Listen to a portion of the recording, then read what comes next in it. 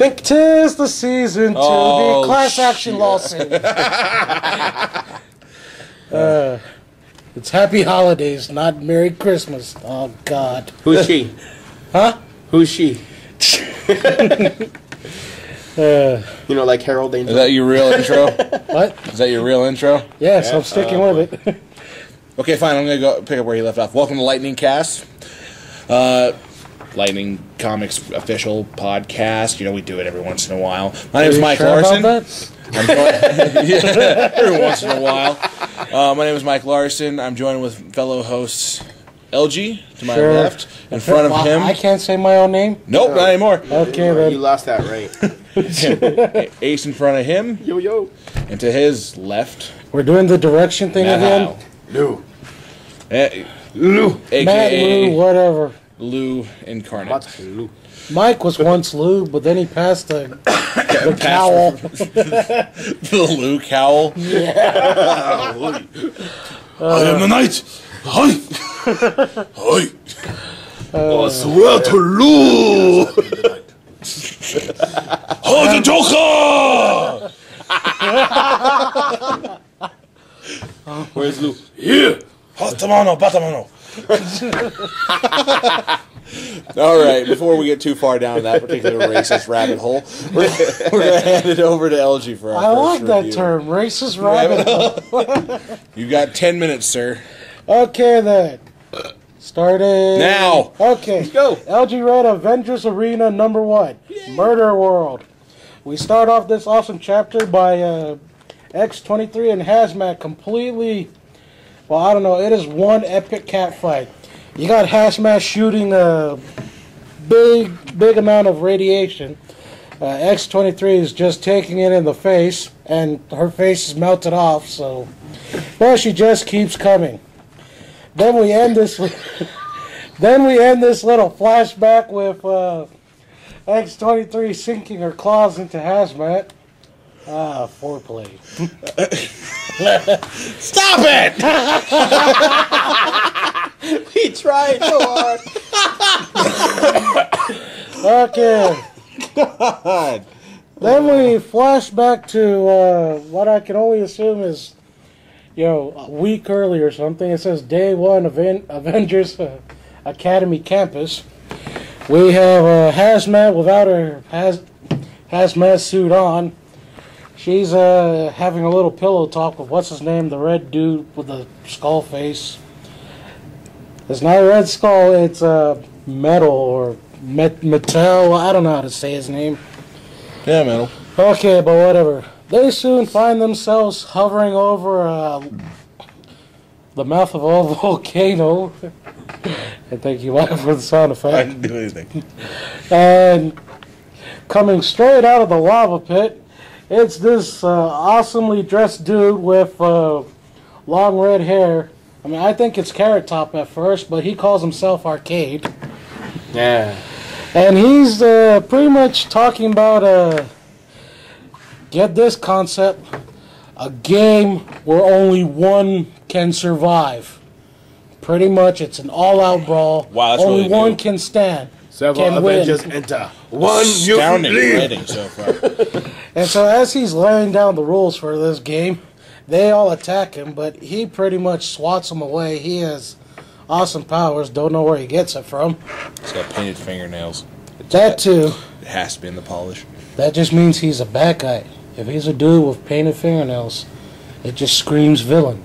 Don't you know this? But anyways, he's saying, you know, there's 16 of you, but only one can survive this little game of ours. Talking about, you know, we're going to see who's a true hero, who's a villain, who's a liar, who's a cheat, whatever. See what people are going to do to survive. And then he goes, how about we start this game with like a little incentive? All of you vote on who you consider the weakest link of the group, and we'll kill that person. Hazmat just gets a little pissed off, starts, you know, shooting a radiation, and Arcade is going, okay, since no one wants to vote for anyone, I'm going to choose you. when what's his name Metal comes out and says, "No, it's gonna be me. I'm the weakest link." And then we get this little, hazmats trying to say something to stop him, but you got Metal just going through of it, and Arcade's like, "So it's going to be you, kid?" And Metal's nodding, saying, "Yes, it's gonna be me." And bam, he is blown away, and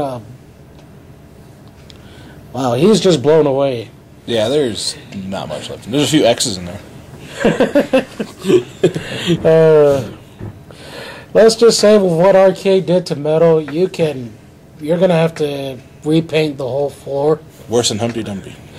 I just like it. He blasts him away, and Arcade goes, "Whatever you say, kid." It's a Rorschach test. And What do you see? Someone dead. and so it ends with Arcade going, "Well, let the games begin." And oh yeah, I always forget. Welcome to Murder World. And Yep. that's, title drop. That's where we get it. So yeah, if anything, I would give this. Welcome to Dead Man Wonderland.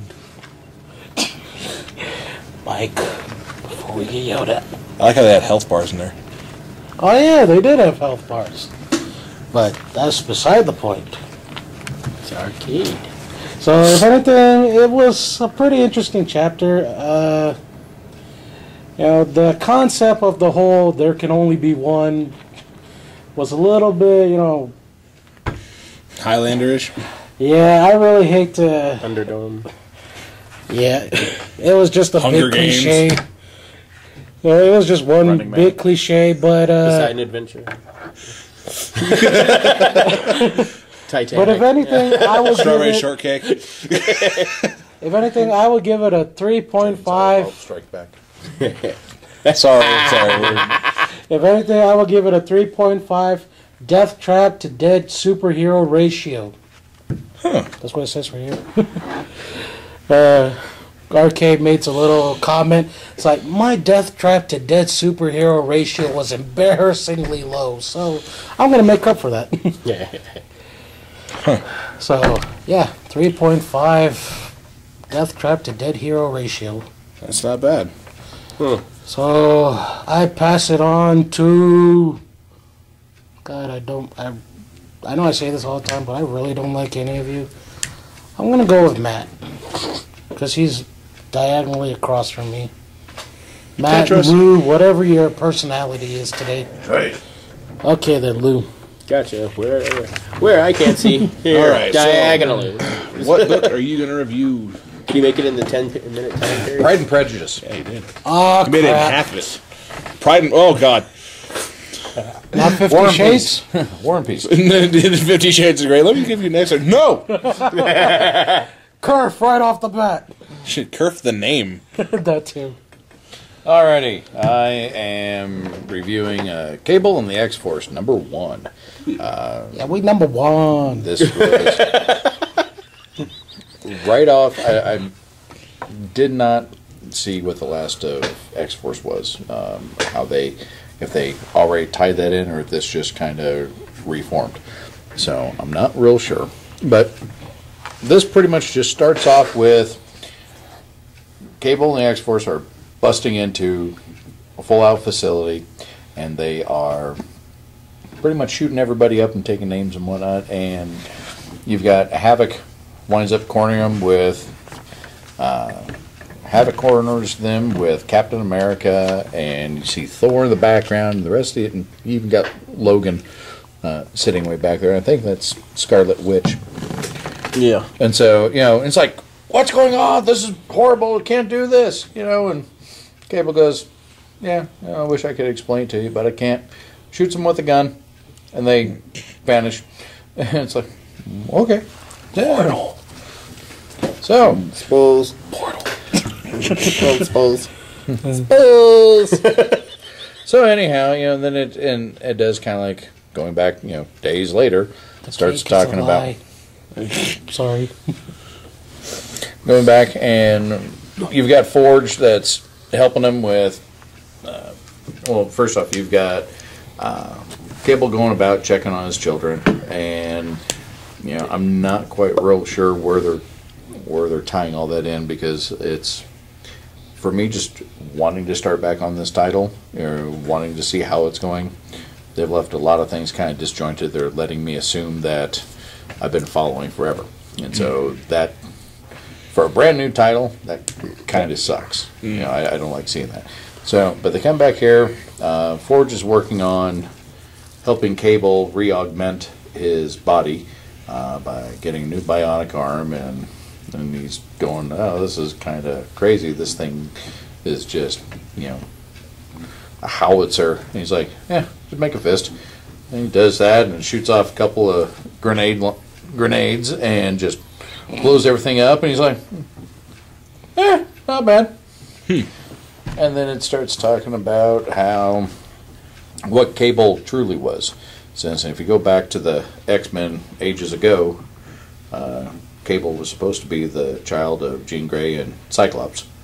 And so it's where he has his telekinetic powers. It's not his fault he comes from a broken home. Well, he's, and as they label him later on, they label him as one of the most powerful telekinetic people in the universe that has just been out of time. Who? Since Cable. Oh, okay. Sorry. Yeah. I'm not familiar with his storyline. And so, he's the most powerful telekinetic who's been unstuck in time since birth. And so it winds up, they just kind of go and do a gloss over on that. And once again, they're kind of assuming that a lot of the story. And it comes down to the point where you can take the last 10 pages of this, and Cable's having a bad dream. You then see that starting to become a reality where he is just seeing a vision of the future. And it's pretty much where they stuck it. I mean, it's a very dry comic, not a lot of action and things blowing up and trying to make it impressive, but it doesn't grab your attention, and you don't have the like with the Indestructible Hulk. That comic just grabbed me, and I just would not stop reading it all the way through. Like the Batman series that's going on right now. I mean, I'm riveted to that. This one, I was having to go back and just kind of reread to see what I was looking at, and then having to go back and check the pictures, because the pictures just kind of, it all washes out. So Yeah. I will pick up more on this. I will see how it turns out, but starting off rather dry. They're really not even trying to do much with the characters. They're not trying to draw on anyone really new readers for it. There was a really cool spot there. For me, they're introducing Dr. Nemesis, which I've never heard of the man before, but he goes in, Cable goes in to see a doctor about his headaches, and he comes up to him, and he's like, all these alarms are going off. He's holding a gun to the doctor's face, and he's like, I need a doctor. He goes, well, and I'm obviously in no position to argue, but you do realize there are buildings full of physicians who don't have insane security systems and defense drones, who you've now wrecked. Well, I need a weird science super genius brain doctor. Oh, well, in that case, I guess I'm your man. Come to the right place. Yeah. So, I mean, that's how they, like I said, I don't know if Dr. Nemesis is. I don't recall. Yeah, I've never heard of him, and I mean, Well, it kind of looks like a washed down version of Bane. There he is. Ah, gotcha. And I like the humor. The humor in this has been pretty funny. There's, they joke about Cable and his brain and everything, and and I mean, they keep that part light, but it's disjointed right now. I hope it tightens up and they develop a little bit more plot twist rather than everything in a comic book universe where everything is just going to hell in a handbasket right now, and we want to know why. So you like to see it more of an open play instead of just linear, the usual stuff. Yeah. Well, I mean, the humor right now is enjoyable. I mean, just that part where, the banter back and forth with someone. I mean, you can't get around that. I mean, we do it here in the shop all the time, and a lot of times, it's either dry or funny or just too much. here right now is just it's funny and it's perfect. If they can keep that up and then put in some relevance to what's going on, some of the new number ones that they've come out with, the first X-Men, getting real leery reading mutant-related comic books. It's too hard to stomach. So, with that, I will give it a 2 out of 5 wrecked labs. Like I said, the humor is what gives me any kind of point plus for it. After that, it's got a lot of work with. Gotcha. Well, we'll definitely see how it turns out in the future there. So, who are you going to pass it on to? Well, let's go ahead and pass it on over to Ace. Hey, I'm just waiting for the read. Spike Beard. Spike Beard, the pirate here. Spike Beard, the phallic. Well, actually, you kind of look like the Keeley feller from the Hobbit movie. Yeah. He had the beard thing all kind of. I don't know. I haven't. Yeah, that or Radagast. I don't know which. We'll talk about the Hobbit. Very now. Very. So I've got 2 and 10. I think I can beat the record that I set last time. 3 and 10. Alrighty, so this is a double team of Amazing Spider-Man 699 and 699.1. The story so far with our world's greatest superhero, because damn straight he is. I disagree. Where's Wolverine? No, he doesn't. Sadly to say, he doesn't make an appearance in this Because book. he's a poster boy doesn't mean he's the number one. But as we know from 698 that Dr. Octopus is dying, and he asked to see Peter Parker. Dr. Octopus. No, okay, there's just one thing I need to know is, like, okay, all of these villains, they all come up with the name Dr. Doom, Dr. Nemesis, Dr. Octopus. Who the hell's handing out PhDs to villains? I have a PhD in evil. Evil. And he basically had switched minds with Peter Parker. Dr. Octopus' brainwaves are in the body of Spider-Man, and Peter Parker's brainwaves are in the dying body of Dr. Octopus. So he flatlines, and in 699 we open with all the rescue team coming in there and trying to revive him. And of course one of the interns was going, it's like, why are we doing this? I mean, he is a villain after all. It's like, we took the Hippocratic Oath. You got to save everybody, no matter who they are. So they revive him, put him back on life support, and he's like, okay, what did I get myself into now?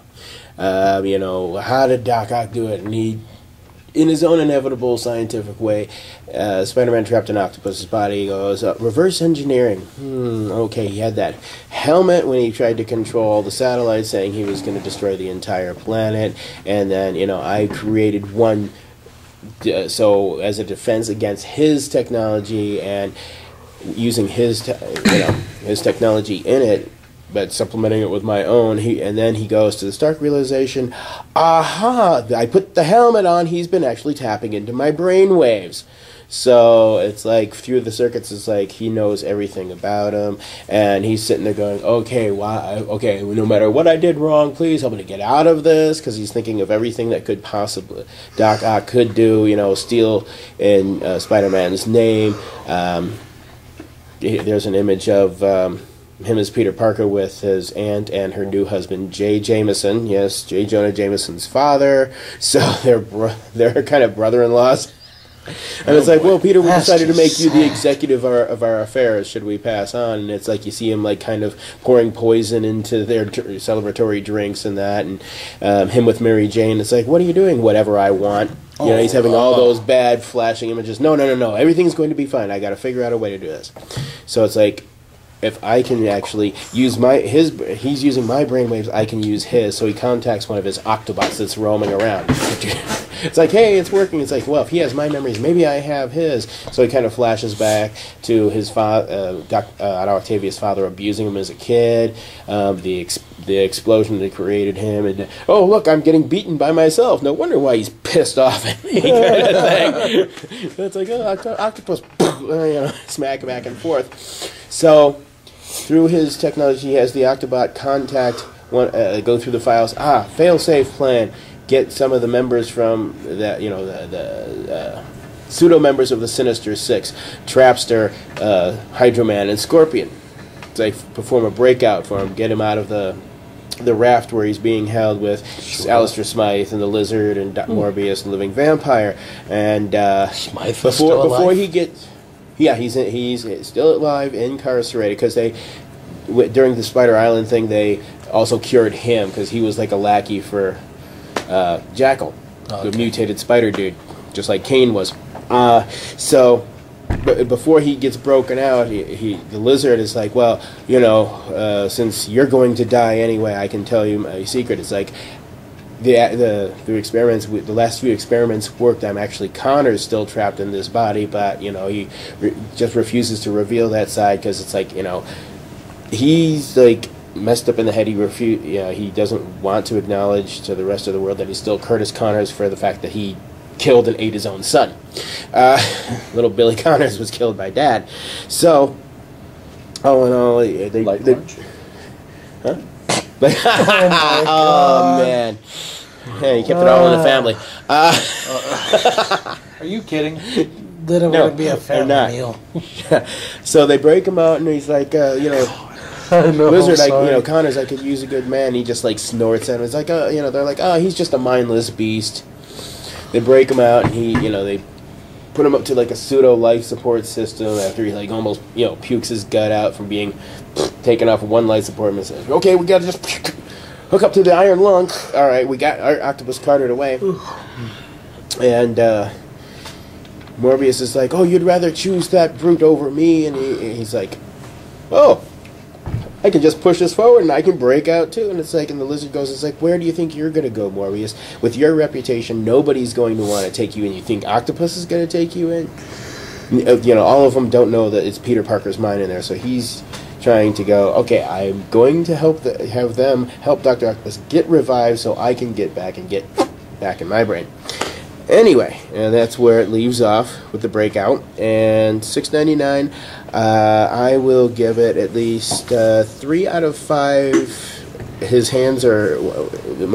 life is in the hands of Paste Pot Pete, one of his stupidest enemies ever. He says that's like, I can't believe this. I'm relying on Paste Pot Pete.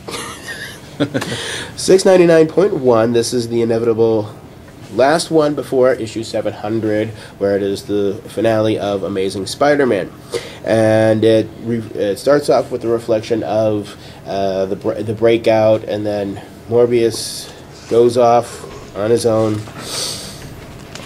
and he reflects back on his childhood, the fact that his dad, he rarely ever saw his dad. His dad was like a famed surrealist, author, painter, filmmaker, not really known for raising his own son. His son, Morbius, when he was growing up, he had a rare blood disorder where he only made enough red and white blood cells to keep him alive. They kept, every time there was more, they would die off. So his mom would keep him inside because, it's a dangerous world out there. The slightest thing could be your death.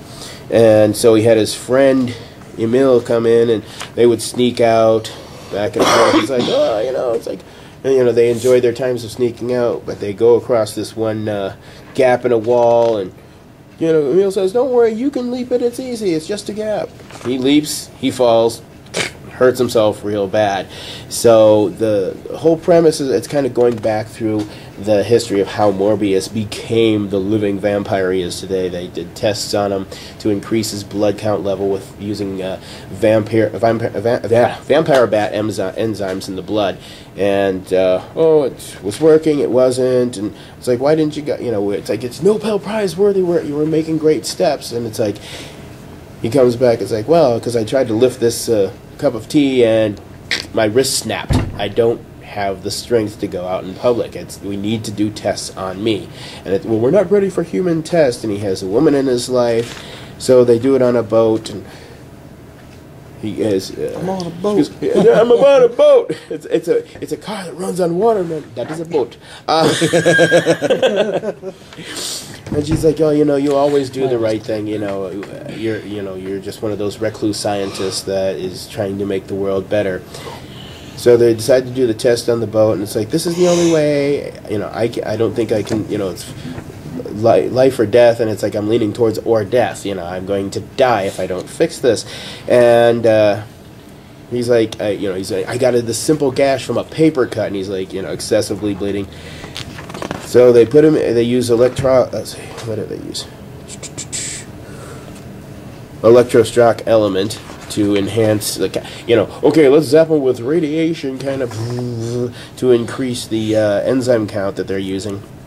And it goes, okay, wait, everything's stable, your blood levels are rising. It's like, we've done it. And then he's about, we've made it around, we're about to celebrate. And then it's like, wait a second. And then, the whole whoop, whoop, whoop, whoop, whoop, whoop, sirens are going off. And it's like, something's not right. It's getting on. We have to shut this down. And before he does, Morbius breaks out of the restraints he's in. He's pale and paler. He's got 43 seconds in. So he basically, breaks out, bites his friend, kills him, and it's like, well, if I'm doing this to him, what kind of monster have I turned myself into? I have to try and find this cure. I've made allies, enemies, and it proceeds to go through his life, and that's going to be continued in number 1 of Morbius the Living Vampire. I would give that one at least. That was in the 97 cartoon. Yeah. It had that. But I would give that at least 3.5. He's more of a Batman than Bruce Wayne. Nice. 2 seconds to spare. Would you look at that? I actually wanted to give a comment on this. It looks like his design looks like Mr. Sinister. If Mr. Sinister decided to wear tights or leather. That's what it looks like to me. God. Well, look at during the Phoenix Force saga in X-Men versus Avengers. Look at right there. Cyclops got his Phoenix Force power. His suits ended up looking like Nightwings. Oh yeah, true. But at least Mr. Sinister is still part of the Marvel universe. Exactly, but he went from being a dick to looking like one. So I'm already actually wearing all black as I usually do, because the issue 700, of course, will be the final one of Amazing. Then it goes to Superior Spider-Man, and it's going to go back to Amazing at some point. Yeah, if Superior doesn't work out, but we shall see if Peter gets his brain back. Of course, we shall see. Got some serious 1940s, 1950s, brain swapping crap going on. They didn't have those. Yeah, I was expecting to see a panel with that. What does that even do? I don't know. It's really cool though. You're right there to find out. Lick it, find out. That's how I pop my popcorn. Where's that? Where's the noise coming? Oh, that's with the theremin we have it. Some guy in the theremin in the corner. Increase the Flash Gordon noise and put more science things around. Put more science things around. Warm the syrup. Yum. MST3K, the movie quotes. We always find a way to mix the Ego into Project. Yeah. Eventually we'll get that riff track done. Hey, you can see the Cubs losing. Oh, there's soccer players everywhere. I couldn't believe that Jerry didn't get that reference when I used it. Oh, well, we'll go further into that later probably. But for right now, I guess. Back in the Batcave. So who are you going to pass it to? I don't know. I think I will pass it over to the biggest Norseman I know, Mike. I can't do it. There we go. What happened? I don't know. All right. Secret map. Now it's in my hands, and watch me screw it up.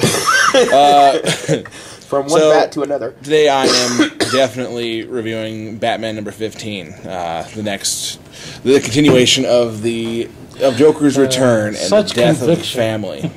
Today I am definitely reviewing. Yeah. Sorry. This comic has just continually upped the bar and made me like and hate the Joker at the same time. I mean, for a psychopath that's wearing his own face, you're not going to exactly like him. But you realize that he is like the perfect light to the darkness, vice versa. He is the balance. He's a genius, just like Batman, but using it for the wrong ideals. Yeah, but isn't it? Also, again, he's just trying to the save point face. where Joker is not Joker anymore. Yeah, everyone has He's been not the saying. same. Yeah, everyone's been saying that. Oh, hey, he's not the Joker that we know and loathe. I don't know. Harley Quinn loved it, so I guess that counts. Yeah, well, where it picks up is where they're still at the on the bridge in the dam, Arkham City. and Joker has proceeded to basically call out everyone, saying, "Well, I know who everyone is, and you are all going to die, but not by me, by the hands of Batman." He's like, "You're Robin, you're Batwoman, and you're Iron Man." And, wait. and it continues the scene where he's that guy on with top the of that bridge. He's detonated. He's continually detonating,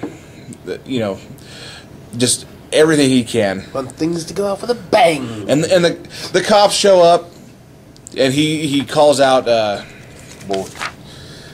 Yeah, That was funny. yeah. Bullock saying like, well, you spent a lot of time at doing other things. Like adult theaters and all this stuff. You claim to be doing good stuff, but you're really a naughty guy.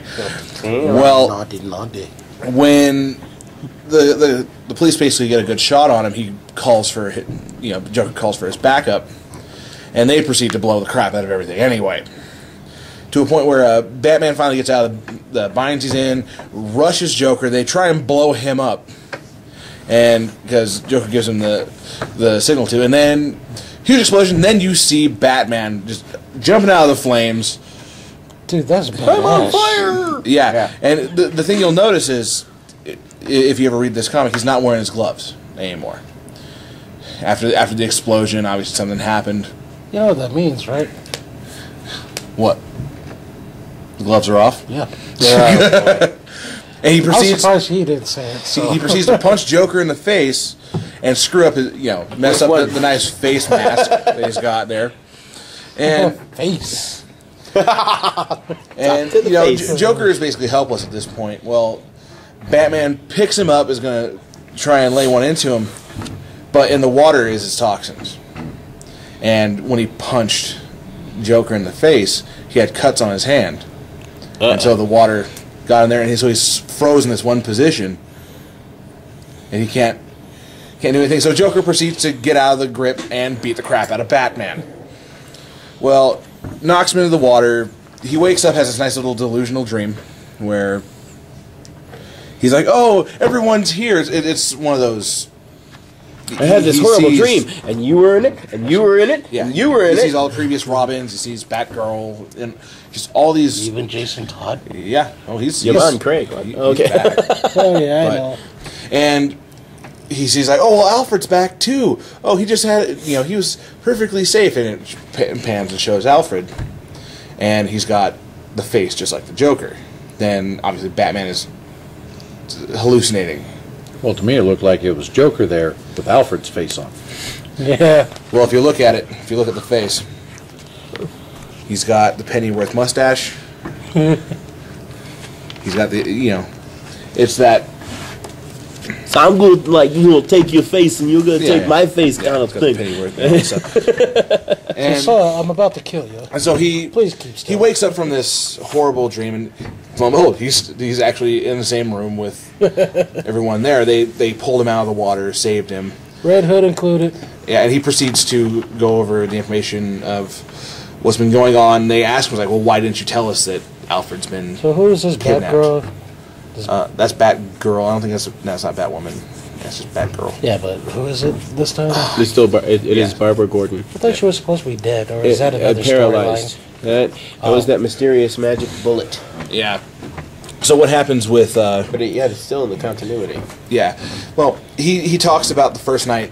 The first big. I want to call it a heist, but it's not. The first big trick that Joker Mano pulled y on. mano. This one? Yeah, it was on the Joker Zeppelin. It's a blimp, I know, but I like that though. The That sounds Joker. better. Zeppelin. Joker Zeppelin. and he talked Who the about hell how did Peter- they were above the water. He knocked Joker off there, went, dragged the blimp down because it was filled with Joker's gas, and dragged it down to the water so it would dissipate, and went back trying to get Joker. Well, he was gone. Well, after the Joker had, he went back to his base, rested up for the night, woke up and found one of the Joker's cards floating in the water next to the Batboat. And they're trying to say, he's trying to tell all of them, it's like, well, Joker he couldn't have got it here because it's a 5-mile tunnel underwater. There's no way he could be on that boat. There could have been nothing there because not even I could do that. And they're starting to not trust Bruce anymore because there's holes in his security. I mean, Alfred was taken up. There's no way to be secure. I mean, he's attacking. He's already attacked Batgirl's mom. He's going after her, going after parents, whatnot, and so they're automatically worried that they're in basically deep crap because the Joker knows who they are. Well, they realize that he's trying to tell them, it's like the Joker doesn't know who we are. He's just putting on this show, and it all comes down to he's going over in his own mind. He's approaching this one last area that he gets a tip where the Joker is, because you find out the Joker's been running the asylum for the last year. I've got real estate. Telling people it's like, act like everything is fine or else I'll kill your family. Mm-hmm. And so he gets a tip from one of the guards there, and because they're just trying to be good people. They don't want their family getting in trouble or whatnot. And he ends up back at Arkham, as far as I remember. And he's going over this whole mantra. He's like, he's just a human. You gotta look for the different. You gotta see the human side of him. Watch for the eyes. They'll always tell. And he's going over this, and the last panels is him walking into the asylum, and that's where it ends. So I have to wait for the next month's issue, which really pisses me off because I really want to know what the hell happened. This whole thing, red light, green light. Yeah, they always have a secondary story in the books. Oh. And this is just more of how he took control of the Arkham guards and featuring the Riddler. Yeah. So a dead horse. Yeah, believe me, it's like shooting a dead horse. Okay. Yeah. All in all, I have to give this one, just for intrigue alone and showing that Joker's having a bigger effect than Batman once, I definitely still have to give it a 4 out of 5.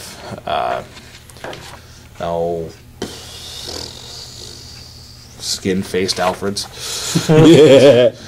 Because really, it's really damn creepy. Would you like to see my other faces? When you see Alfred just chilling there with his face, it's all an illusion, but I can't, stress enough that I want to see what the heck is going to happen here, because I don't know what's going to happen with the Joker. He's just continually upping himself more and more as he's becoming this much different villain than what you're used to.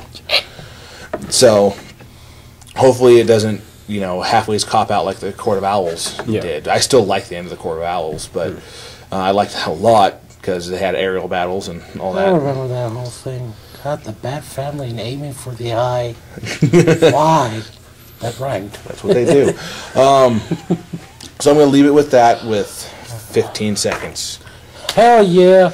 So new record, yo. So all I hold the record under 10 minutes with 3 books reviewed.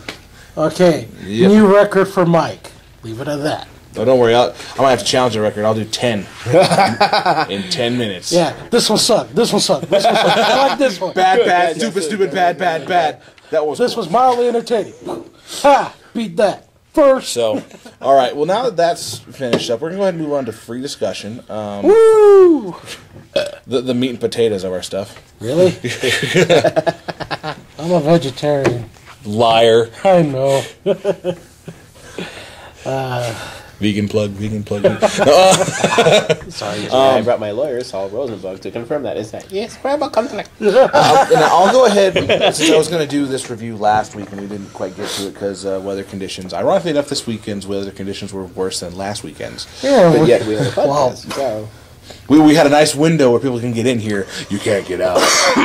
Like I said, I'll go ahead and start out with a free discussion on this one. I was going to review Rise of the Guardians for last week, and I went and saw it with a group of friends. The Fire Rises. Sorry. I picked that up this week, too. Trilogy. Good boy. No, I don't know. What can I say about this film? Yes, it is a family film. It's got its high points, it's got its low points. If anyone who doesn't know what it's about, we've got the 4 primary guardians, that protect the kids. You got Easter Bunny, Santa, Tooth Fairy, and the Sandman. He's the Green Lantern of their universe. Yeah, he basically is. Sandman, he's got a huge following just because he has no speaking role whatsoever. He does not mutter a word the entire film. He communicates with the sand, and it appears above him and like what he wants to say.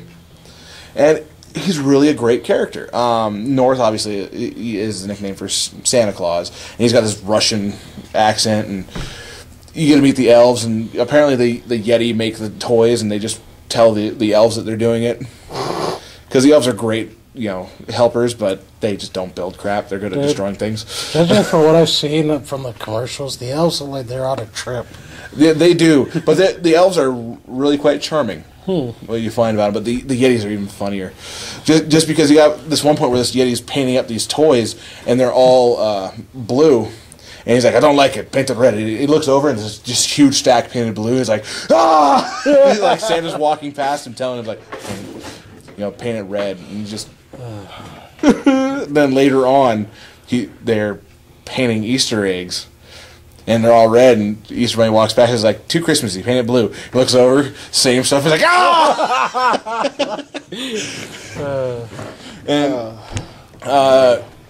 Let's see here. The bad guy in this one. Who's the bad guy? His name is Pitch Black.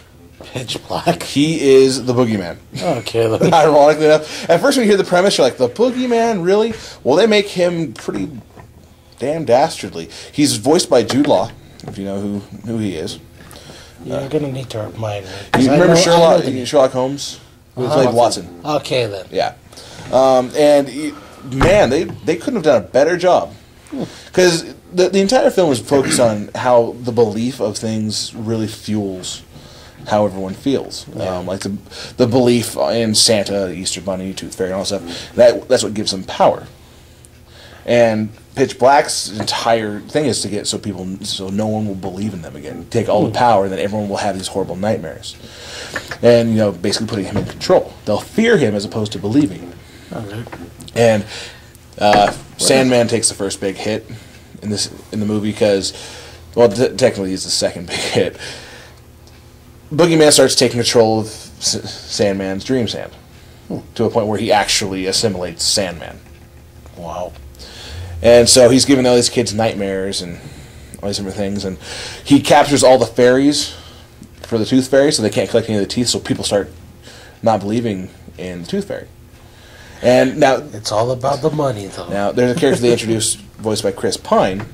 Jack Frost. Yep, Jack Frost. He comes into it because the man on the moon, is who elects the next Guardian, and they call him Manny. Which I give him that cleverness to it, and obviously Jack Frost is the mischievous little turd you'd expect him to be. He shows up on the worst days, making winter crap for adults but lovely for kids, and like no kids really believe in him. It's just be careful, or Jack Frost will bite off your nose, or nip, nipping your nose, all that good stuff. And he's really just the film starts out when you see him come out of the water, from this ice, and he doesn't remember where he's from, what he's done, or anything like that. And Man in the Moon. Well, they have a really sad point about it. But so he's been elected to be a guardian. He doesn't want to be a guardian. They literally kidnap him. The Yetis come out there, put him in a sack, throw him into a portal, go into, the North Pole, and long story short, he's like they're trying to convince him that he's gonna be a great guardian. They're going through, and he's like, "Oh, I've never seen the workshop. I've tried so many times." And Santa's like, "Tried so many times? Yeah, I never got past the Yetis." Hi, Paul. Looks over at one of them. He's like. It was one of the names. I probably botched the name. I don't care. It's just the concept of the joke. Now, It was Luke. Yeah, and throughout this, like people are being to believe less and less because this happens right before Easter, and pitch black ambushes the Easter bunnies, the eggs before they get hidden, and no one gets to look for eggs in the world. And so, what's funny is when they don't believe cholesterol they drops. Yeah, well, they lose a lot of their powers. And the Easter Bunny, I didn't hide any chocolate eggs. Sorry. Yeah, I know, but Robot chicken. the Easter Bunny, when they don't believe in him, he reverts back to a little bunny. He's like this gung ho fighter until Instead he becomes of the Easter kangaroo. Yeah, I just remember that joke from there. Yeah, and Jack's entire reason for going into to help him out is because he finds out that in your baby teeth or whatnot, like what the tooth fairy collects is your most precious memories.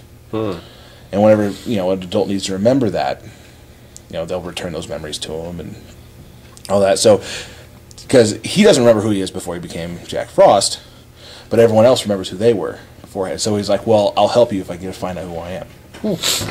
And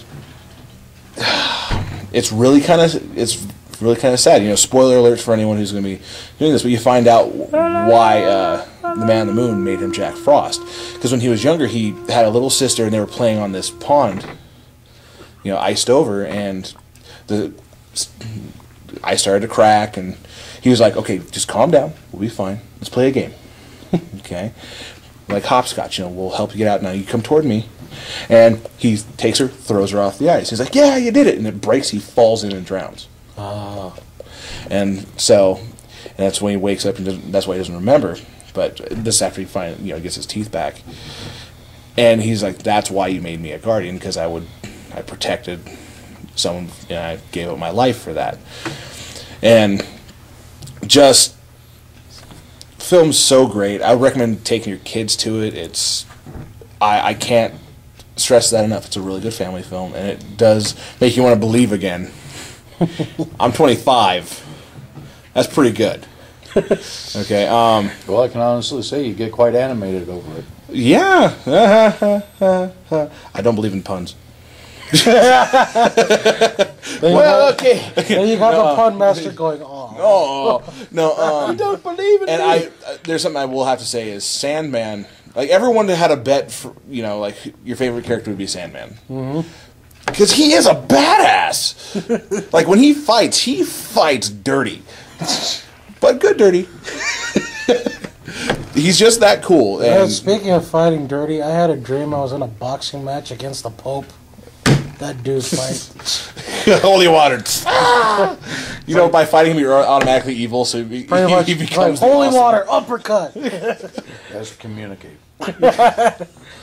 So, I even told my family that is like, the Pope's a cheater. So I know I got pretty long-winded about it, but I have to say I enjoyed it. My score for it, being a family film, I definitely have to give it a 4.5 out of 5 Yetis. Just because the Yetis are so funny in there. Hi, Paul. Yeah. But, yeah. I look forward to it. Yeah. I Definitely know take that's definitely going to be something I take everyone to see. So we're going to have to wait till next Christmas, though, for that to come out. No, they'll release it before that. They'll probably wait for Easter. I absolutely see him doing it. I don't doubt it. Let's take a bet on it. Yeah. Well, It's time to bring up the phone. DVD release for the rest of the Guardians. I'll bet on that. I say next Christmas. I say Easter. What about you guys? Summit earlies. Martin Luther King Day. Harbor Day. Going into the evil. All right, any other subjects you guys want to bring up on this? On that movie, or Just I haven't seen on it yet. anything out there. Well, because I know, so I've been getting every thing I can, little tidbit on the upcoming sequel to Spider-Man, The Amazing Spider-Man, and they have cast Mary Jane, Shailene Woodley. They recently cast Dane DeHaan. He was I haven't seen it yet. I want to see it chronicled. The kid who the power just totally corrupted, where he's sitting there in another car just crushing a car. Yeah. And so he's Harry Osborn. Never saw that one. Shailene Woodley is cast as Mary Jane. And there's been so many mixed views that they cast Jamie Foxx as Electro. What? Yeah. Yes. Yes. So he's going to But sing and there's going to be a bunch of sparks or something? No. We're not talking Static Shock here. No. Ray Charles. He's going to be Ray. Ray's day out. Ray, where you going at, Ray? Be sure to wave to him. But because I even, because I know they had a different version of Electro in the Ultimate Spider-Man storyline. He was black?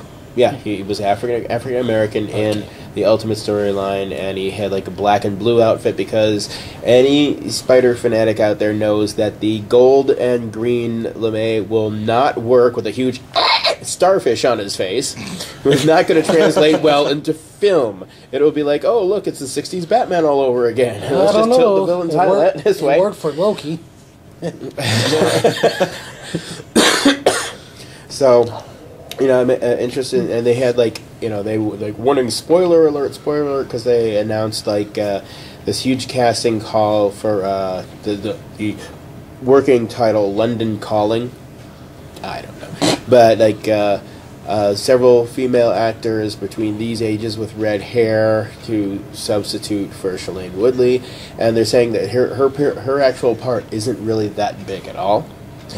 And then several people and it's even some of the posters said online to get people from this age, 17 to 70 for mourners at a funeral. It's like, okay, what Spider-Man film doesn't have mourners at a funeral? With the exception of oh wait, no. Spoiler, there's going to be a funeral. I think part 2 they were in putting flowers on Uncle Ben's grave. And What number 3? Number 3. Well, it seems like there's always death following Spider-Man wherever he goes. Yeah. Because just like, if you bury, remember in the third one, just like Dad before him, we've gone through the lineage of the, way back in the past of the Osborn lineage. Everybody gets impaled on a glider. Their own glider. Not beget. Never mind. Krog Osborn. Krog Osborn, he created first glider. Fall off. Push off cliff, forgot to create wings, fall into pit. But we don't know, was much heavier than a glider. Crick took in wing concept. Did not take in lift. And Landed on top of Krog. Octavius Osbornicus got impaled by his own glider chariot and so on and so on. Didn't think about the bomb release. So, I don't want to give any spoilers. I've kind of figured it out myself, but anybody that reads Spider-Man knows, because even there was an interview with Emma Stone after the first one came out, and it's like, well, what happened in the comic books, it's bound to happen in the films, so, it's... Gwen Stacy dies? Shame on you. Are they going to pull the neck snap again? I don't know. As far as I know, they haven't cast anybody as Norman Osborn. Okay, so... There was a neck snap? When Gwen Stacy died? Yeah. I don't remember how she died. Because she was... Oh. it was by the Norseman goblin gas. That cough is for something different. From Thor Osborn. It's for something entirely different. Okay, moving on. Moving on. Because this was... So, Mustard gas.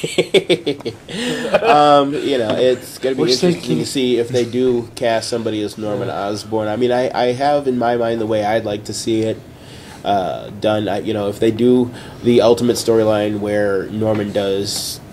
We know that from the first film that Norman is 6, so it's like if they I kind of see Gwen Stacy involved in it, kind of taking over Connor's work, and it's like, oh yeah, with a little insight from Peter, even though he's like all bummed out because he helped create the lizard in the first place, and it's like, oh well, it's like.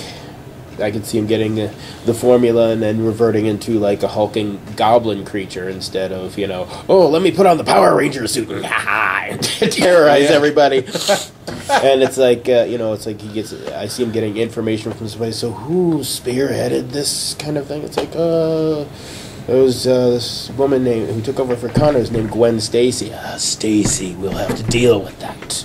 So, the whole kidnapping of Gwen Stacy, the inevitable... Twang. That is like, I'll never love again. Hi, I'm Mary Jane. Oh, yeah, problem solved. Kind of.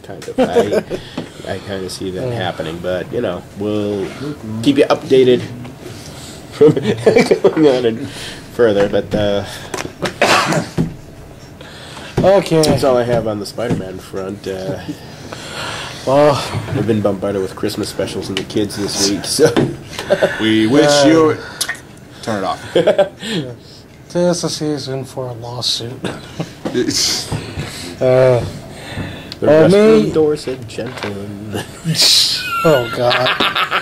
Okay, well, two. Three. Okay. We will go over something after this. Okay, well, in remembrance of my anime corner... I've been watching a lot of anime. Episode 3 to 17. Shut up, Mike. I think that was it. Shoot that dead. I don't remember where we killed it off. First it was a coroner, then it was exploitation, and then it was like, what? Screw it. We're just gonna go, open discussion. Pretty much.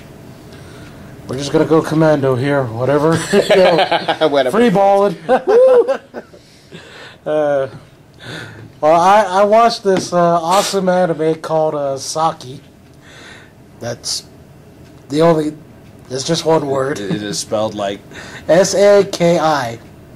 So it's not Sake. Yeah. It's not about the drink. But Saki. I'm good. Episode 2. I'm still good. Episode 2, would you stop with the noise already? Episode 17. Where's my car keys? I can drive. I'm good. Well, anyways, the Japanese, they always take like one concept. Any anime or manga artist, they take like one concept and then they build around it. Saki refers to these girls playing mahjong. Mahjong, yes. The intro too. It's a 20th century, and the population of mahjong players has increased exponentially. Watch as these girls try and climb to the top of the mahjong world. I was like, really? And the way they do it is, it reminds me of Yu-Gi-Oh! You got, like Yu-Gi-Oh! In the Yu-Gi-Oh! Anime series, you always got these different kinds of players. There's the weird, creepy one. There's the super skilled professional one. There's the one with strange abilities. And you take that, just pretty much put in a whole bunch of cute girls, and you get Saki. Here's a formula for Yu-Gi-Oh's dramatic system. He's got this wonderful combo. The only way he can get out of it is with a certain combo. Draw a card. I start that certain combo. What? Yeah, I like how they always set themselves up. I pray for my hand. It's like, I should be safe. There's no possible way he can summon that monster. It's like, I'm going to do this. I summon the monster. Oh, crap, he summoned it. Of all things, why? How did he do that? I play Monster Reborn. It comes back from the graveyard combined. Polymerization. Well, Mahjong starts with, you meet this girl. Her name... Okay, well... It was Miss Scarlet, the conservatory with the lead pipe. Or whatever. Saki, the storyline actually focuses on this girl. Guess what her name is? Saki. Saki? Yep. And she's a girl who's... she's a first-year high schooler. Somehow she gets dragged to this mahjong club to play a game. And as they're playing, the members they notice something strange. It's like, she managed to do this type of maneuver, and we didn't notice it. But she managed to bring out this outcome 3 times. Is that coincidence? I think not.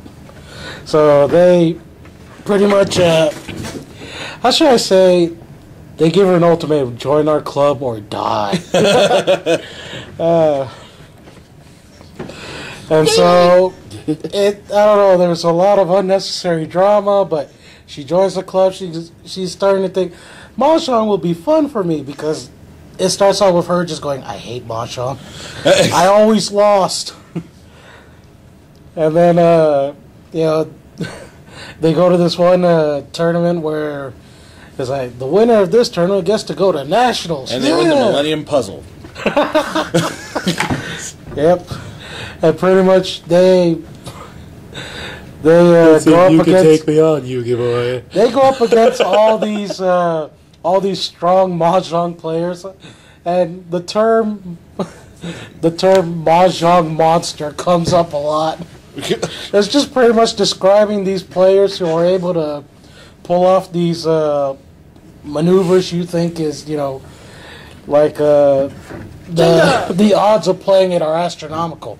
Well, I can do it. Not once, not twice, but 3 times. You sank my battleship. Oh. The one where, you know, it's the final match.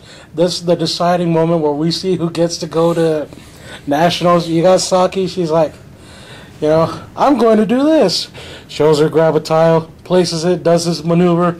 Then it's like, holy, everyone's going all wide eyes. Like, she's really going to do it. And she's pulling off all these other things. Then there's one where it's like, she reaches out, wins all, you know, as she's doing that, she's creating this massive wind current, grabs a tile, pulls it back. There's a big old gust blowing. She slams the piece down, big explosion. Oh, man. Koi koi! Oh, my God. Summer Wars, I love it. But anyways, how the hell does the rest of the world know how to say that? People in southern Alabama. It's like, koi! Koi! What? In Australia. Oh, wait. Koi, mate. Koi koi, mate. Lou. But... Hoi, koi, koi. Koi koi, mate. But despite that, it was pretty awesome. I mean, it kept me entertained. I mean, just looking at it, though, it was also fun to make fun of it. But still, it was a pretty good show. That, and there is a Yuri element to it. And by Yuri, I mean, you know, girl, love. Think Batwoman. But anyways, moving on. Secret location. No, I think it's probably still in the same location. No, there's more mythos there than you believe, sir. Genetic khakis up yours. Unsaved Mario game. If anything, though, like I said, I enjoyed it. I would actually give it a... Oh, my God. That high, huh? I'm going to give it a 4, what do they say? Kong. Kong. Because it's one of the moves, or one of these things you have to call out when you got like when you're able to do a certain thing. It's like koi, pretty much. So I'm going to give it a 4 Kong out of 5. Well, yesterday... Koi. Yeah, Matt and I were treated to a delight of a film. Yeah, we didn't invite LG. What the hell? LG was a couple miles away doing something on his own, God watching forbid. Saki. God forbid someone can get on their freaking cell phone, call my cell phone, wait for me to You wouldn't answer. have wanted to come in when it was snowing. True. Well, I came here now. Yeah, That's what's happening outside. When it calmed down, you came in. True. There's my window. It was Why must you hurt me with logic? The film was just released in theaters Friday. on Friday. Friday morning. There's a ring involved. Some people are trying to. Little unheard number. And it. All right, I'm just have to stop bouncing around. The Hobbit, damn it. We watched The Hobbit. Precious. Yeah. Now, what I must say is, with The Hobbit, how it is, it's definitely aimed more toward a younger audience in ideals. Yes, you still got heads coming off, you still got different things, but there's not. There's Ewoks. No, there's no Ewoks. But So let me guess. There were explosions. Gandalf put on some shades. Said something awesome. what I found really charming about the film was definitely the dwarves. Yes, charming. Okay. I like that's not usually how you describe a dwarf, and that is charming. But these guys were well done. What were your opinions on that one, Matt? Dwarf is tasty. Well, I thought they did it was weird. They kind of combined the dwarves from legend with mannerism, styles, outtakes, you could almost say, because a lot of it just seemed like they screwed up at some. Said, "Yeah, we'll go with that. That works just fine." You know? Yeah. There's a scene where, if you go by the Rankin Bass storyline, you see the dwarves are eating all of Bilbo's food, and they're singing while they're doing this, and they're talking about blunt the knives and Well, yeah, when they're forks and when all they're starting this. to clean.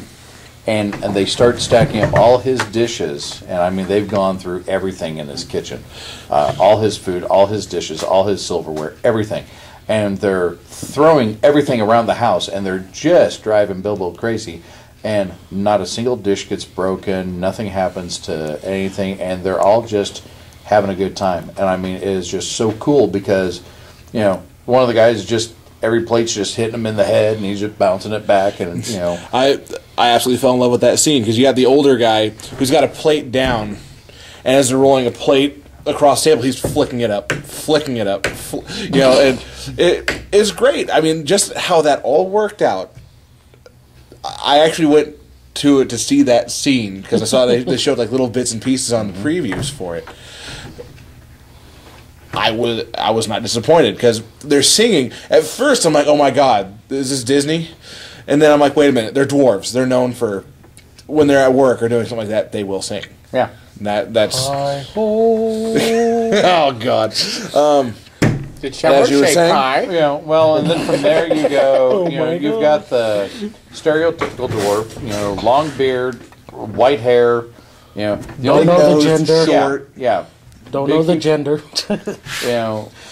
Most of these, the only thing you didn't see is, kind of like with Snow White, they didn't have the hoods. I think only one of them had some kind of decking on their head. But I mean, Well, you had the one guy who was like the Canadian dwarf. Yeah, you did. Yeah. What that reminded me of was Jane from Serenity when he got the one hat. Yeah. He's like, "What? It's a good hat." You got him sitting there. He's like, "Oh yeah," Oh yeah. Eh? You're just laughing. Sorry. We got Canada. some good health care in Mordor, eh? Really? But the whole thing, Thank you. Great. Yeah. the whole thing. Hey, Three of the guys that they health did, they plan. pretty much kind of kept them at smaller human style, and that was Thorn and Keely and Feely. Yeah. They made them be. They had the lengthiness to them. They had Yeah. they as you're saying they looked just like short humans. And I see the big thing about that is that they aren't older as they are. And, because apparently when you get older as a dwarf, you slowly morph into getting a much larger nose, and your beard becomes to rule your brain. Just Yeah, But- bomb burp. yeah. Had a jump rope for a beard. Yeah. My beard demands better shampoo. No. I can understand where you're coming from with those, but I think it worked because you saw Thorin's father, and grandfather as they went along, and you can tell that there's this great progression in age. That as you get older, seriously, like the beard just takes you over. And Do they become like cousin It? no, not necessarily, but Roar did. I mean, Yeah. he had the huge beard that was just manicured, but I mean, it hung out like an apron.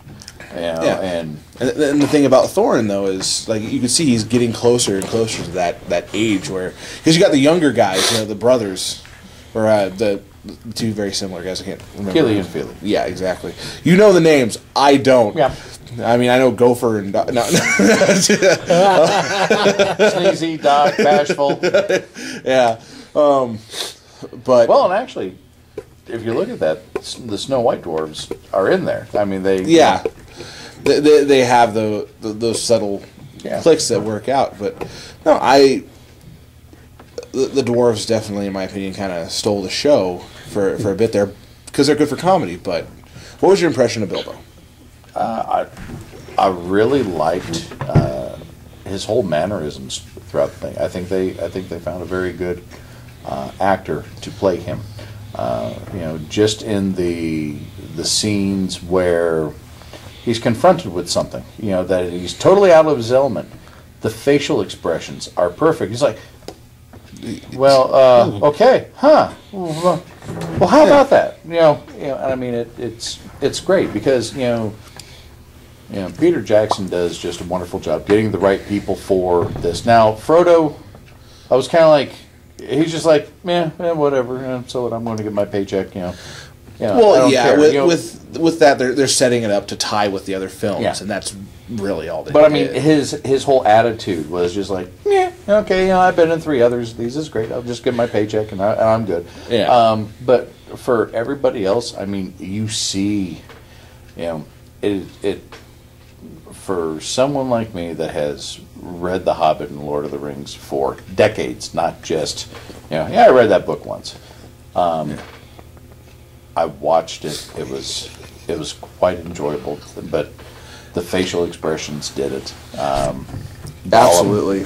Gollum was just Oh, this that's version what of I him. wanted to ask, actually. Gollum, he looked even better this time around. Yeah, blew it out of the water compared to the. The last few times you'd seen him. Was it the same dude who Yeah, played same, it? same Curtis. mocap and all that. Andy Oh Serkis. yeah, he's the highest mocap Circus. artist there is. So, Serkis. quick question. I'm sorry, question. I've never read any of the books. I know this wasn't about the ring. What was The Hobbit about? The Hobbit, he can probably explain it more than me, but I'll let the amateur. Because I know all the Yeah, other but he'll books were correct just me on this. focusing on getting that Absolutely. ring. The story is focused on the dwarven people, basically. Mm-hmm. They were kicked out of their own home by one of the dwarven kings was obsessed with gold. Absolutely. Well, gold is also precious to what other being in mythology? Dragons? Exactly. Bingo. Okay. And so this huge dragon named Smaug, what do they call I him? am small. They keep like saying his name slightly differently. I actually remember that Depending one. on who's talking about it, Yeah. you either were Smaug, Smaug. Yeah. Smaug. Yeah, I remember you know, a they- little bit about this one. Wasn't he inspired by a dragon in The Legend of Beowulf or something? Probably. It wouldn't, because I remember reading or watching a show talking about the connection, how Tolkien Well, got and- inspiration from that. And the cool thing about it too is that you had one of the dwarves describe him, and he said, you know, he's of this lineage, he's a great red drake, and he does that, and he goes through it, and that's something that I never really picked up on, you know, because Yeah. when you read in just the basic version of it, you know, it's like, okay, big dragon, okay, enough said, you know, you don't really pay attention to the details until later on, but this one they went through all that. yeah, because there's a lot of memoirs that were left behind by the author that continually supported what kind of dragon Smaug was. Well, they do a really good job of showing how destructive Smaug is, but not actually showing him. Yeah, so They- you don't know how big, you know, it's And- great. Yeah, and so what happens is, you know, this is like 60 years in the past. About that, yeah. Yeah, and so what? Before the Lord of the Rings started, Correct. right? Yeah, Okay. and so with the dwarves, they've been forced from their home, and they're pissed off at the elves because the elves watched this happen and they didn't want to help, and they didn't help out. There's reasons behind that, but that's more, jumped into later on. So what it picks up on is you have the grandson of the king that, the coveted Gold. the gold and everything like that, and earned the place of the dragon in this place. What's the name of the dwarven homeland there? Well, the mountain is Erebor. Yeah, that's what I'm talking about. And so Basically, what it was King Under the Mountain. It was the Lonely Mountain, Erebor, and so that's where the dwarves had made their home. Now there were other places with other dwarves. clans. Yeah, you had Dane in the Iron Hills. You also had Moria, which during this time is still around. It hasn't been ransacked by the orcs and goblins and all dark things, as they show in episode 2 of the Lord of the Rings. Yeah. So, but with how this is coming out, it's the journey in itself is to get Thorin, like I said, the grandson of the crazed king, to get him back into the mountain. Now, I don't remember the exact. What was the heart of the mountain? the Arkenstone. Yeah, the Arkenstone. That's also a very, very well sought after jewel in itself. Also very well coveted by the king of the mountain. And now, so it picks up with Gandalf showing up, talking to Bilbo, and Bilbo has no idea who he is at first. And it's actually a very awkward scene, but it's perfectly done, because that's how you expect Bilbo to be. Just, good morning. Just, he keeps saying good morning as, a greeting and a goodbye. And you got Gandalf, Gandalf explains himself, like, well, I'm Gandalf. I knew your mother, I knew this, and oh, you're the guy with the fireworks, but he leaves a mark on Bilbo's door. Mm-hmm. And leaves him after Bilbo basically shuts him out. And that night, when Bilbo is trying to enjoy his dinner, he gets a knock on his door. And enters the first dwarf. Guy makes his way in there, makes himself at home, eats Bilbo's dinner, another knock on the door, and it's just more and more dwarves as it comes along. And Bilbo, as he was saying, the mannerisms that the actor had, I can't remember his damn name now, for Bilbo. Ian Holm. Ian Holm, okay, yeah. It's just so perfect of this annoyed guy that wants to be alone, enjoy his dinner, have a nice quiet evening, and wants to keep his stuff his. What are you doing in my swamp? Basically, Shrek, just not as big and green. Yeah. How many dwarves can you fit in a hobbit hole? Well, let's find out. So, the reason why Bilbo is involved in this is because the dwarves are looking for a 14th person to go on their trek. Someone, and Gandalf suggests Bilbo because he's a hobbit. Now, hobbits, if you don't know, they're small in stature, light on their feet, even though they got huge feet. They almost put mine to shame. Mm-hmm. But and that's just the little ones. Yeah. And so they want him to get in there. So because when they get to the mountain, they don't know if Smaug is still alive. They think that he's kind of croaked because there's things returning to the mountain. There's different animals, and whatnot, showing their journey back. So they're like, oh, Smaug must be gone. Let's go reclaim our stuff. They're just getting him because he's small and he can be undetected. Well, after the dragon broke through the front gate going into the halls, mm-hmm. he destroyed everything. I mean, everything came crashing down. The whole front is pretty much it caved in. And this realm is as big as how they showed in the Moria. I mean, there's level upon level upon level upon level, and the entry these narrow walkways over deep crevices. Well, yeah, kind of. And so when the dragon busted through and took everything down, the gates were hundreds of feet tall, and everything came crashing down. Well, there's rumored to be a back door. And so they want somebody that has expert. As they're looking for a burglar, they want someone with expert skill. So This is who Gandalf has suggested as the best person out of everybody he can think of. It's not like something that you go to monster.com to try and get. Yeah. So, Well, he works out pretty good. Looking someone to find a back entrance into a building that might have a dragon, may or may not have a dragon. And long story short, a lot of the journey is focused on. They'll take minute details from the book and they'll expand upon it. The Defiler. Walking. What's the White Orc's name? Azog. Azog the Defiler. Yep. White orc. Yeah, a White Orc. Basically, he works his way into the story because Thorin got his name, Thorin Oakenshield, by fighting this White Orc when they were trying to reclaim a certain bit of land. That was part of Moria. Yeah. And he faced off against the White Orc, and only using, after he's been disarmed, he grabs a chunk of oak and uses it as a shield against him, and finally rearms himself and is able to cut off one of the orc's arms. So he becomes this legend because not only did his grandfather just croak, his dad went mad because he watched his father die, and Thorin is the only one that steps up to face off against him, and it's actually a very badass scene. I cannot be more satisfied with that.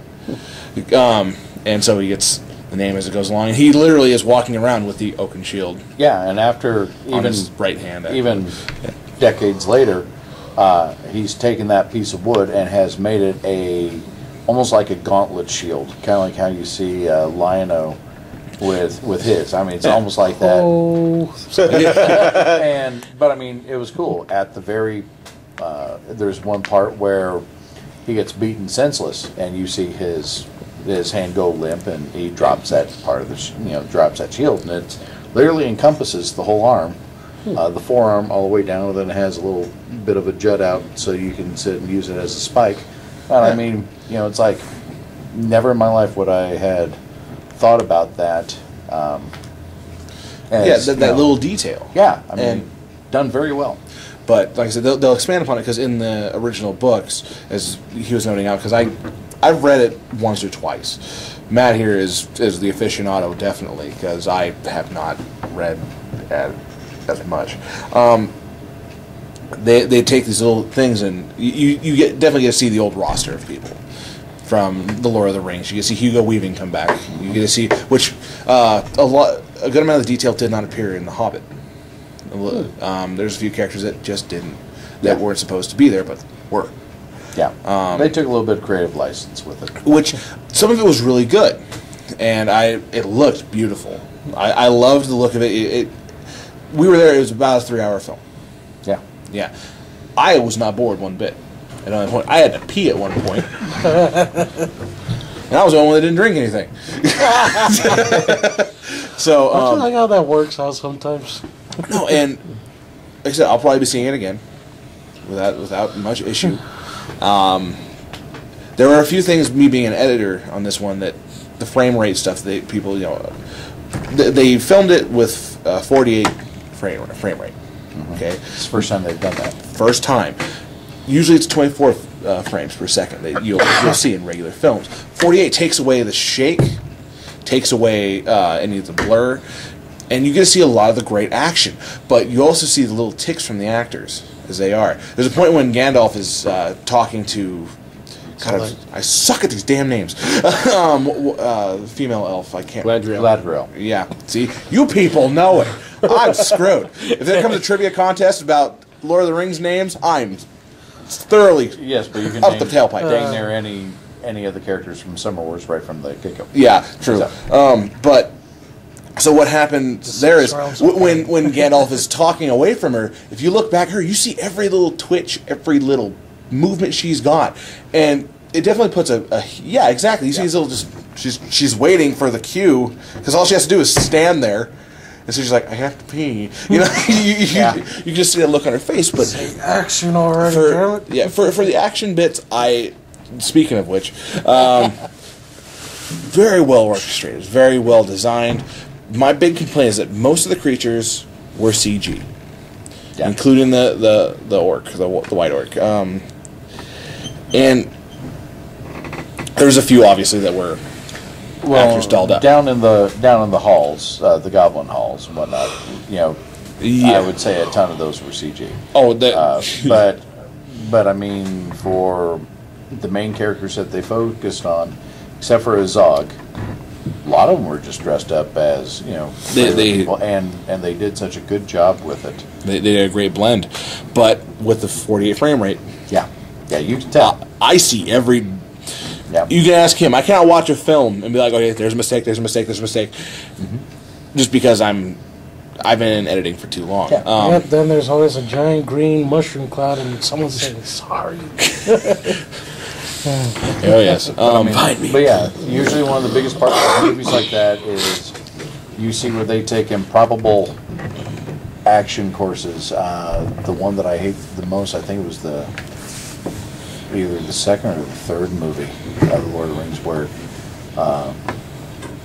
Legolas is getting ready to jump up on one of the horses and he slaps pretty much the chest and it picks him up and flings him around, and I'm just like, oh, that's horrible. That, you know, and everyone's like, oh, that was a pretty good shot. I'm like, No, you catch it right off the bat usually. when they CG something and you can tell, you know, it definitely detracts. With- Yeah, there were a few little ticks here and there. You know, the part with Elrond standing there as they were going through that, he doesn't say anything, and so you see a lot of shifting and you know, Yeah. kind of fidgeting almost, and it's like, wow, not very patient. Well, yeah, and usually in a high-end production, a lot of the CG is going to detract from it. Well, with stuff like The Hobbit, I've heard a lot of complaints. There's like, oh, well, you can tell it's CG. Duh. Yeah. I'm going to tell you this right now. Duh, big duh. They're mythical creatures. I sure hope so. Yeah, if they're not CG, what kind of genetic stuff are we doing? Because if there was really a giant spider like in the third film, I'm gonna commit suicide right now. There was a character, speaking of giant spiders, Yeah. Isn't that how they got Sting? We were going to come to that next, because I was going to... I'm going to put it in your hands. Go ahead, talk about him. You had Radagast the Brown. Yes. That he's one of the 5 wizards in their council. You have 3 blues, a white, and a brown. That was 2 blues, a And white, also- a gray, and Well, Gandalf is still at that yeah, point, straight still part of flush. still part of the blues, I believe. he's a transitional. Yeah. I'm almost certain He's one of the only characters that actually transcends the color ranking scheme as well as power. But you had Radagast the Brown, which everyone kind of just looks at him like he's kind of crazy, and He's a crazy old coot. you know what he is he's a flippin' stoner. Absolutely. And either that or high on mushrooms, depending on it. You know, they even talk about They that. bring in that way. He's like, Yeah. he has a habit of eating mushrooms. Way too many. But he believes more like homeopathic magic, and he's trying to save all these different. Heard that one before. Well, he's Sorry. trying to save all these little creatures that are getting poisoned, and everything that he tries to do does not help. You know, until he finally invokes a much higher and stronger magic. He's like, it's almost as if they're cursed. You know, It couldn't be. there isn't anybody that could do this, and so that's Witchcraft. leads him out to go and find out. And you know, but it's so funny because you see him get high, and Gandalf helps him. He's like, "Here, you need to take a toke off of this." And Take so, a bit of the wacky weed. and so my first thought was, well, this is a marijuana toke. So this is what happens when you wind up getting wizards that just need to take care of themselves. Now the thing about Radagast, he's a shorter statured guy. He has a bobsled of jackrabbits. Yep. About 24 jackrabbits. And apparently they are faster than you would believe. Now, the funny thing about him is that they really play up him as this goofball character, this wacky wizard, because he's got to be comedy for the kids. And I mean, there's a few things about him that I'm like, that's definitely just a kid gag, so someone can get the kid there. But no, all in all, I like Radagast for the fact that he is genuinely funny at times. That and the eye play that they do with him. When he takes the hit of the wizard weed, his eyes cross, and he takes this big, mighty hold and blows it out of his nose, and some comes out of his ears. Yep. And he finally just calms down. And he. My man ain't coughed like that since back in the day. Radagast is the one that finds out about the witchcraft and this necromancer that's come back to the land, and so he's a little bit freaked out about it. That's why he has to have some of the wacky weed, and you realize that calms the shakes. Yeah. If you want to call it that. That's all it sounds like to me right now. Character design wise, though, there was something that really just irked the crap out of me. They made him too much of a screwball. Yeah. That's it's almost like talking about people that have a much stronger attunement with nature are screwballs. Yeah. And or they're just or they're just crazy. They're hippies, and that kind of that kind of bothered me about it. I mean, but really he wasn't all looked at in the greatest. There wasn't a great light put on him. Yeah, he was considered like as you said, a goofball, but in the end, he was absolutely truthful with what he found. Yeah. Ace, I got a question for you. Do you have any questions for us? And I know we've been talking a lot. We're turning into miniature Andys at this point, but it's just. Well, that's not why this movie was so good. The film was really good. I mean, it's kind of bad when it's just us two, but Yeah. Give me a moment. Yeah. Give me a week or and two. believe me, we can describe it as much, Yeah. but you gotta see it. I'm sorry I wasn't able to pull off my last minute review. Amazing Spider-Man. That was awesome. Yeah, but so far, from what you saw, Well, just that part with Radagast right there, they actually tied that in from the first book of the Fellowship of the Ring, because there's a part where they cut out Radagast. Well, they cut out Radagast, and basically what they said is, Gandalf goes something to the effect of, for the last 40 years that I've been gone, or 30 years that I've been gone, this is when Frodo actually inherits the ring after Bilbo leaves. It wasn't just a couple days later. I think 33 years went by. Well, during that time, in the first movie, they show, Gandalf going through and going all over these scrolls and trying to figure out stuff. Well, that's where they're tying this in. And so they're disjointing all this, but I think that's the reason why they had pretty much the whole council meet there in Rivendell, and you had Saruman, you had Galadriel, and you had Elrond, so that they could go over it. And once again, it's the timeline's a little bit askew, and that's for somebody that has read the book multiple times. Things that were left out of the trilogy. You still have a lot of people talk about that. Well, you're never going to have the perfect, Well, exactly. iconic thing out there. But I mean, even big key things. In the trilogy, you had Tom Bombadil that was totally left out, and the whole part of that was that Tom was his own man. Nothing influenced him, nothing changed him, and at one point in the book, he takes the One Ring and goes, puts it on his finger. How about that? Nothing happens because he's older than any of this. He's seen some stuff. He doesn't care. And Seen even some after things, this man. age ends and the next age comes and Recommend goes, it. Tom will still be there. And that's understandable because it's great and all for the book storyline, but to try and do that in the Peter Jackson movie, it'd be like, everyone walk up to him and go, "Here, take ring. You got to hold on to this." Okay. And after a while, he just, he'd lose it, because he's his own man. He's not going He to sit wouldn't there care and enough change his to life. covet it. So, I understand the reason, especially with this movie. But they did tie in some things. They went over a lot of stuff that they didn't lead into it. They just did it. There was more of a talk about the giants.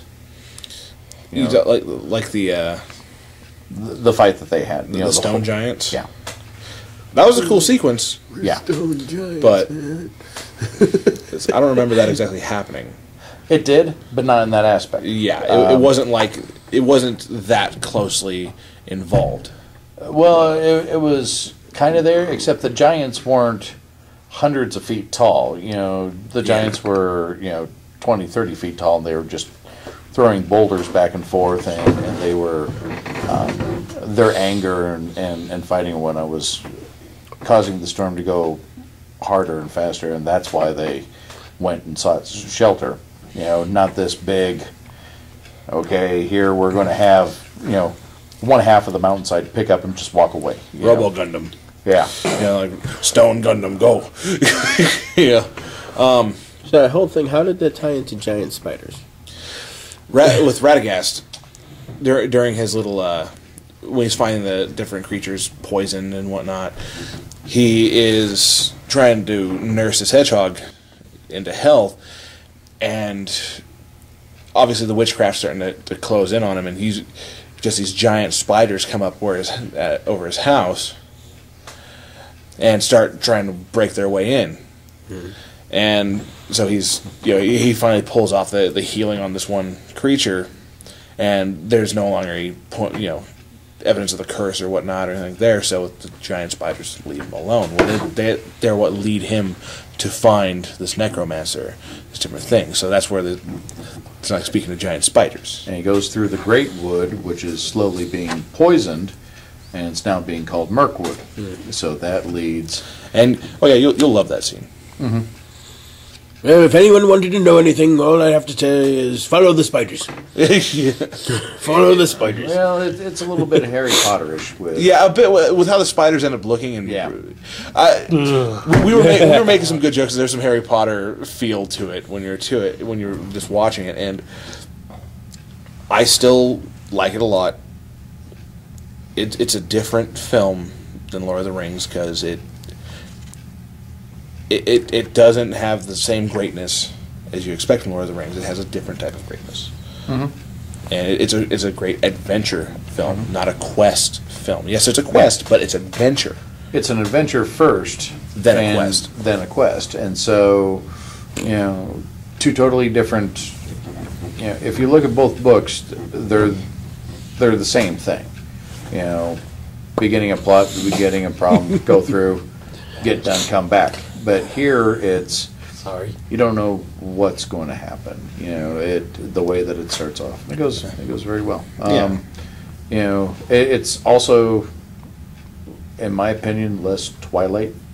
Absolutely. With the elves and whatnot that were just. I mean, even the elves, do they sparkle? When Hugo Weaving pops up, you just expect to go help Mr. Anderson. Mr. Anderson. There is no spoon. Is he offering us insult? He's offering you food. Hold on. All right. Where's the meat? What's this green thing? I have what you're looking for, Captain America. So, yeah. but that's just it. I guess with the Lord of the Rings, they did with John Rhys Davies doing Gimli. They made him look more comical and kind of screwing up and doing stuff while Legolas is just, here I am. 17. I'm 25 ahead of you again. This time, there's comedy, but the dwarves are extremely functional and serious as well at times. I mean, their walking sticks are their battle axes that they just keep on going. It's like, okay, and you see more of what made Gimli Gimli. Mm-hmm. Why the dwarves are so interesting in themselves is because they are the epitome of they don't give a crap. Mm-hmm. You mess with us, we will take you down. And it's absolutely wonderful to see them fight as a unit. I mean, I don't just go to town. Yeah, absolutely. And I can't express how satisfying it is to see. I'm going to call it a dwarf tsunami. Mm-hmm. When they go for an attack, they do it like 3-4 times in the film, where it's just out of nowhere, dwarves from everywhere, and then suddenly dwarves. Yeah, just suddenly dwarves everywhere, and they just fight so great. There's that final running scene where you got Gandalf and the dwarves trying to get out of the goblin's hold there, and they're just blitzing through, and it's one of the best. If they make a video game for it, they better recreate that entire scene because it's perfect. It's also very comical. Yeah. I can see if EA does that, there are going to be multiple fails just trying to get that one where you get everybody. So The last thing I would say about the dwarves, and then I'll hold my peace, is that throughout the trilogy, you had thousands and thousands of elves helping out and just going up and doing this, and it's like a battalion. With this, Thorin went about trying to find help, and it's like, nobody will help us. It's just us. You guys are worth more than 1,000 other dwarves. Why? Because you came here. This is all. This is all that we have, and we'll do it because, we're in it together. And I mean that just there's no rock puns intended, but that just solidifies their character and personality and stature. They're going to stand up and they're going to go. There is no other direction than forward. No one's taken for granted. Really? Yes. So that. So, since we've definitely extended our time a little too far on this. So, about that Hobbit movie, what did you guys really think of it? Well, let me tell you what I What thought is about your it. rating on this one? Right now, I give it about a 4.5 out of 5. 5 what? Gases from Blackwood. Let's see. Blunted knives. Oh, that pisses him off. Blunted knives. Yeah. I'm gonna have to agree with you. 4.5 out of 5 puffs of wizard wacky weed. Wacky weed. Just for the fact that I went into it with certain expectations, they met that, and they shot it out of a cannon. It's as LG would demonstrate. So we're gonna have to close it off here. We might go more into it later, but After everyone sits down, I think that we could sit here and just compare notes. yeah, absolutely. Okay. When everyone sees it, we'll talk a little bit more on it. Now it sounds like I got homework. Yes, you do. Watch the Hobbit. Naughty film. child. All right. Well, that's if You we got make scolded. it. That's if we make it to next Sunday. Yeah. Uh, Anyway, for the Lightning Cast, I'm God. Mike. I'm dying. LG. He's trying to breathe. I'm Ace. I'm Blue. We'll see you next time. Like, share, subscribe, and sorry for the flatulence. We'll see you next time. Have a good week. Initiate the spray.